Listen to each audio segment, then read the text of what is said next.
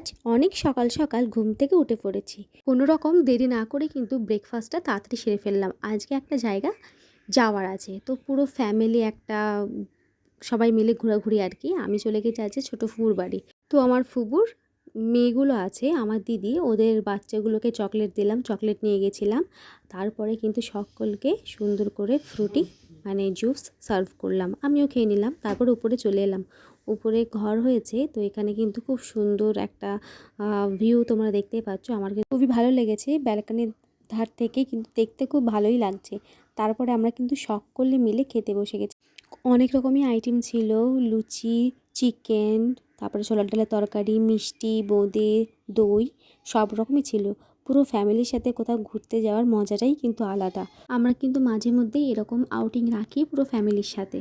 এবার আরেকটা মজার জিনিস তোমাদের সাথে শেয়ার করি। আমার এই দিদির মেয়েটা, মানে আমার আরেকটা দিদির মেয়ে কান্না করছিল।